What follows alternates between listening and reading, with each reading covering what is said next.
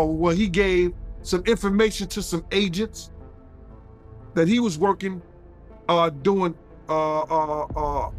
acts with Cassie, cross states, going back and forth, this, that, and the third.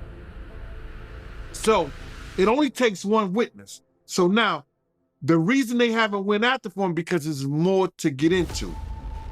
It's more to get into. It's not only the African, it's the alleged, the guns, the alleged drugs. And I'm saying alleged because they haven't came out with any formal charges yet.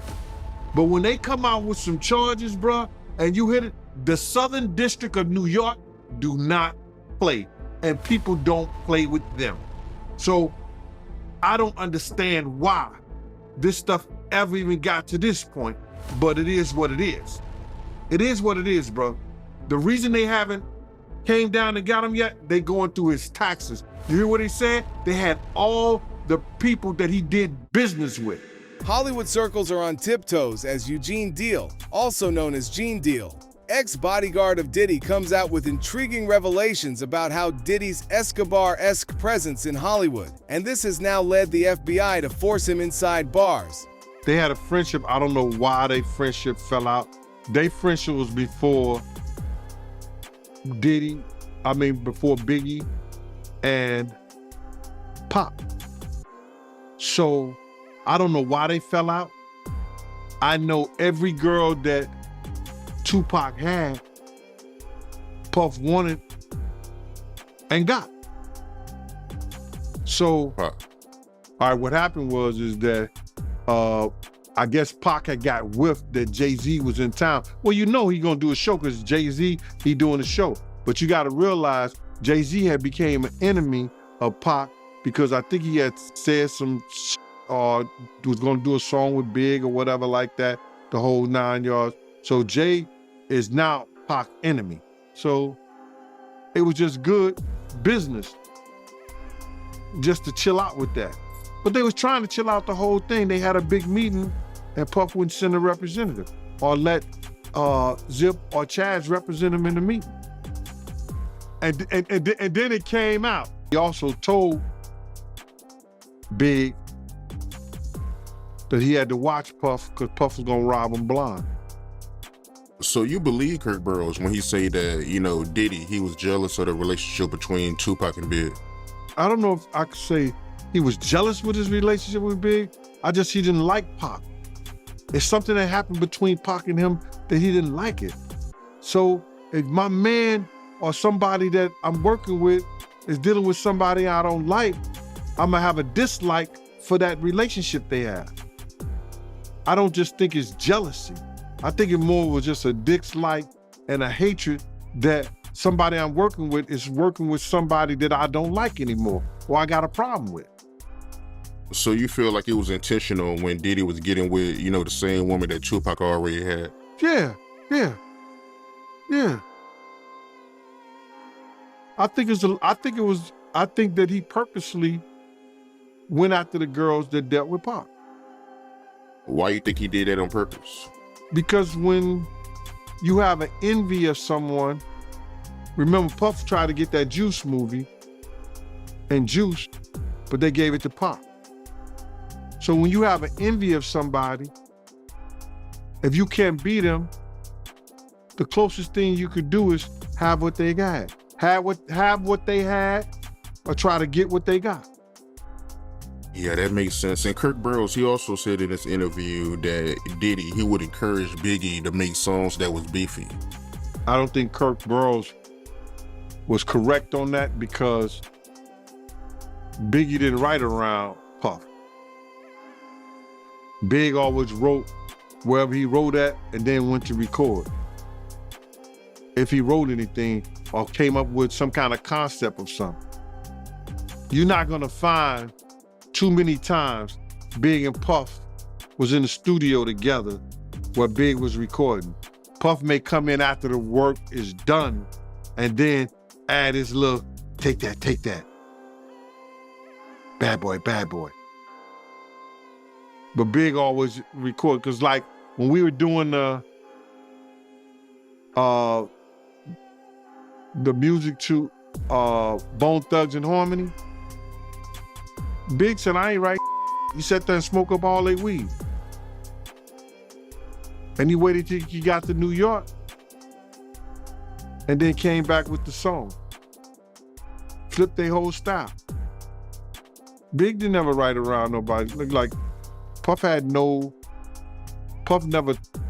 told Big what to write and what not to write. Everyone knew Tupac had a sharp intuition and could sense people's true intentions. He likely saw through Diddy and chose to distance himself, sensing something off about him. What's the story behind Jay-Z being afraid to come out his hotel room because of Pac? All right, what happened was that I guess Pac had got whiffed that Jay-Z was in town. Well, he gonna do a show because Jay-Z, he doing a show. But you gotta realize Jay-Z had became an enemy of Pac because I think he had said some was gonna do a song with Big or whatever like that, the whole 9 yards. So Jay is now Pac's enemy too. So Chaz Williams, who was over Black Hands. Black Hands was one of the labels who did that Black Gangster had every artist in New York on. And Chaz, who is now getting into the music business, has become a music executive. And he was once a former gangster who was on American Gangster BET because they had him down for robbing 161 banks. That's what they put in their program and everything. But Chaz was a gangster in New York City that became a music executive. So he gets a phone call saying that Jay is not gonna come out the room because Tupac threatened him. So he's not gonna do his show. Can he make some phone calls, you understand, to get Pac off the. So I think he may have talked to Big D, and Big D and Eric B called Suge, and Suge was laughing, saying that wasn't him. Because they tried to make it seem like it was Suge that was doing it, but it was Pac. So I guess Suge called Pac. Pac let him go ahead and do his show and everything like that. But Jay was scared to come out his room. So that story was really true about Jay-Z being afraid to come out his hotel room. Yeah, come on, man. Yeah, he was scared. Probably still is scared. Yeah, that's crazy, man. And Suge, he told Pac to chill out? Yeah, Suge told Pac to chill out. You know what I'm saying? Because see, they was trying to, you gotta realize is that it was gonna call a dissension because they were trying to start Death Row East Coast. And that would have been Pac, Eric B, and you know what I'm saying, all the dudes here in New York. So then they're gonna have groups coming back and forth from Cali to New York.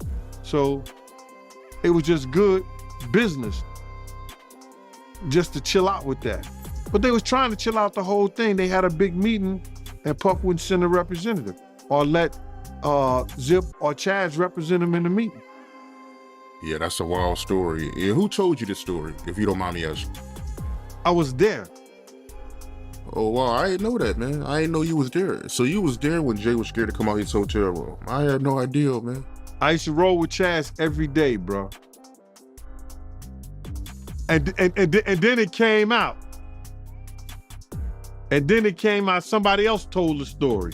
So, how is Shannon Sharpe, former NFL star turned media personality, even involved? In a recent interview with Cat Williams on his channel, a video which racked up about 260,000 views per hour on YouTube at one point, massively exposes Diddy and throws some light onto the case. That's the same nobody that shot Tupac. And if nobody shot Tupac, it's the same nobody that shot MLK. It's a lot of nobodies out there, and nobody minds if nobody comes up missing, right? That don't bother nobody, does it? Certainly doesn't bother me. So, shout outs to the nobodies. The police said they arrested the shooters, then said they didn't arrest the shooters. But I was there. did Suge do anything to provoke this, or? Nobody in the world has ever provoked themselves being shot. That's true. If you're an idiot, you can believe this was about Suge Knight. What about the reports that this was gang-related? These were two gang members that thought they did it in spite of Tupac. If it was gang-related, then Why didn't it happen thoroughly? You're saying it was gang related, so that means somebody's gang was shooting at somebody's gang and then somebody's gang didn't shoot back. That's your story? So what has former music executive Suge Knight, a longtime buddy of Diddy, got to do with this? Suge Knight is currently serving 28 years in federal prison for a hit-and-run case and voluntary manslaughter. In an audio clip from jail, Suge Knight advises Diddy to turn himself in like he did in 2015 and save the face of hip-hop. What secrets about Diddy has Suge been hiding all this while? Everybody been talking about the Puffy situation. First, I like to pray for his family. His daughters and his sons, his kids, basically. That's never a good sign for nobody to cheer about when it comes to kids.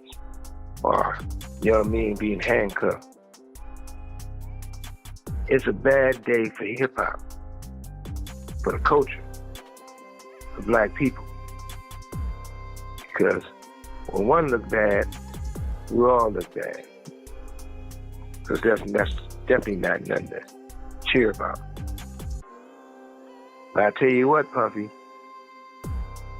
your life is in danger. Because you know the secrets, who's involved in that little secret room you guys participating in.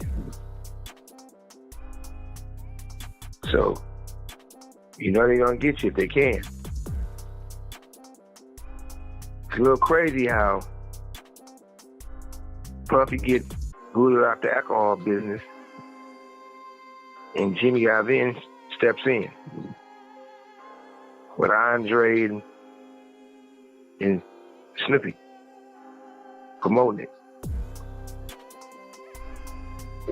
It's never a good look when it comes to culture of hip-hop and for our community, for our people. I turn myself in. Sometimes you gotta face the music. That's most of the time. Puffy, I'm gonna give you some real advice. 2 quick things. You gotta make a decision. When you go to prison, either you're gonna be standing up pissing or squatting, sitting down pissing. I advise you to try to take the first one, because if you're squatting and pissing on the seat, you know what that means. Oh yeah, by the way, do not do your time going by Brother Love. Brother Love is not a good code name for prison. Did you ever have a chance to watch the Cat Williams podcast with Shay with Shannon Sharpe? Did you watch the whole thing? Well, number one, that's family. At the same time, I'm in the penitentiary to watch that. But I heard about it like the whole world did. I heard it was a great interview.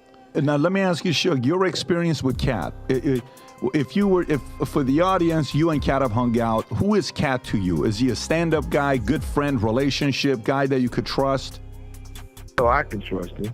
Okay. And I don't say that about too many people, but at the same time, Cat is who he is. And if you really want to understand Cat, he on tour right now. Go buy one tickets per row and you won't hear it all. He's going to tell the truth. So that's the best way to find out about Travis. Even from there, you're selling tickets. You can't, no matter where you're selling. No, the only reason I asked this question is because when he did this interview with Shannon Sharpe, and I know you played in the NFL before, when he did this interview with Shannon Sharpe, everywhere, everybody was talking, but also people were quiet. I want to play one of the clips, Rob. If you can play the clip of what Cat said to Shannon Sharpe about Diddy. I just want you to hear this since you haven't heard the whole thing. This is just a snippet of what Cat said about Diddy. Go for it.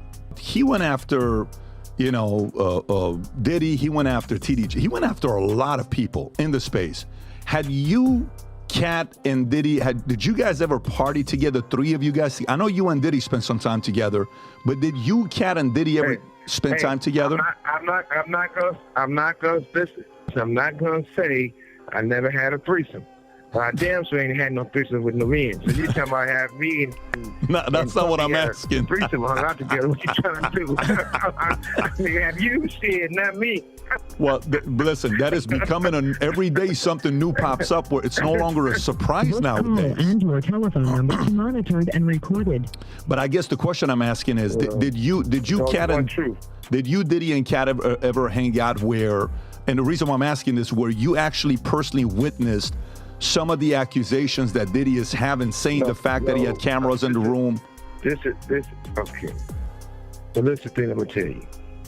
We from two different worlds. Number one, him and I. Number two, I'm the guy they didn't want to invite to those parties. And I'm glad of it. I've never been happy to be left out of my life. But at the same time, I'm not the guy who's in for Puffy's downfall. But I am the guy who supports the victims who got victimized, right? But at the same time, whatever the situation is, everybody knows it's wrong. And I don't think he can get punished as hard as a regular person because, you know, he used to be an FBI informant for a long time, they say. So I'm quite sure that play a role. You're saying... Asking the question, me, Cat, and Puffy, we had no reason to be hanging out. Me and Cat and not me and Puffy. So that's that. Got it. So you're saying Diddy's an FBI informant and he's been one for many years. That's what they say. Nothing never happens, but it's still, like I say, it ain't my business. Well, I said that because anybody else gaffered up quick, fast, in a hurry. But, you know, the most important thing about this is that with me, you got some people will have a opinion on something that either they weren't a part of or they wasn't there. And I never want to be that type of person because, you know, there's only so many people who was around, who had Tupac, or seen Tupac, or talked to Tupac. And I feel that way because I often hear so many Tupac stories from people who never met him, people who wasn't around. Then you had the ones that, if they worked at McDonald's and they took Tupac orders, they don't mean they know Tupac. Or if you was doing security or wherever, that don't mean you know the man. All these people been benefiting and capitalizing on trying to put the man down or lie on him or tell some stories that they wasn't there or they know anything about. Because I don't think none of these people psychic. And I'm not. You know what happened to the last psychic bitch? She ended up, whoever her name was, the fake roster boys, you know what happened to her when it all went bad. So I don't like to speculate. So I just tell the truth how it is. As the Cassie and Diddy feud rots away in court, the conspiracy that Diddy has been the alleged perpetrator of Biggie's murder is being uncovered. In an old interview, Eugene Deal recounts moment by moment about what went down on D-Day. But here's the strange thing. Gene has been saying the same story for 20 years, and the feds are just taking notes now. To reflect on the darkest times in your life, sometimes you gotta do that. I was up. I mean, I hit rock bottom, but I make no excuses. My behavior on that video is inexcusable. I take full responsibility for my actions in that video. I'm disgusted. I was disgusted then when I did it, I'm disgusted now. I went and I sought out professional help. I had to go into therapy, go into rehab. Had to ask God for his mercy and grace.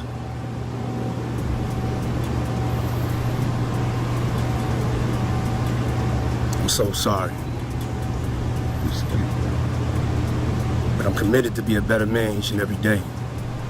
Can we believe P. Diddy's apology after all he has done to Cassie? The floodgates of lawsuits that opened up have caused a grand jury indictment and feds are onto him. The feds had enough and arrested Diddy on Monday on 57th Street in Manhattan and took him into custody that night.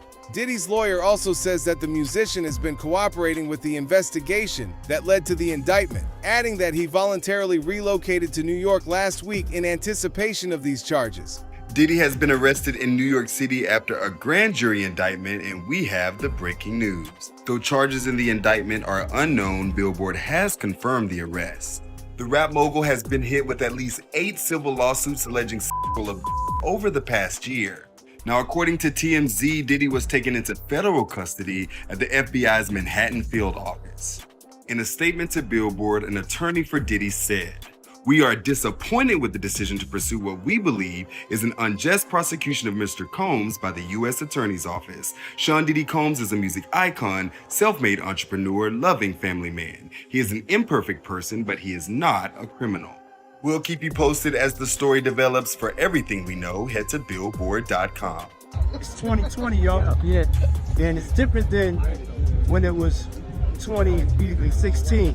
Yeah. You know, the game has been elevated.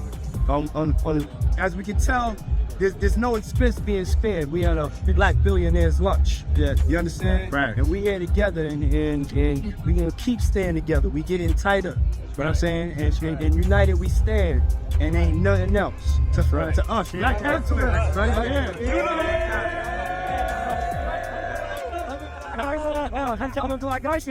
So what do you guys think? Is this another escapade for Diddy, or is he behind bars for good? Let us know in the comments below. And if you like this video, hit that subscribe button so you never miss out on any new videos. And until then, fam, keep it real.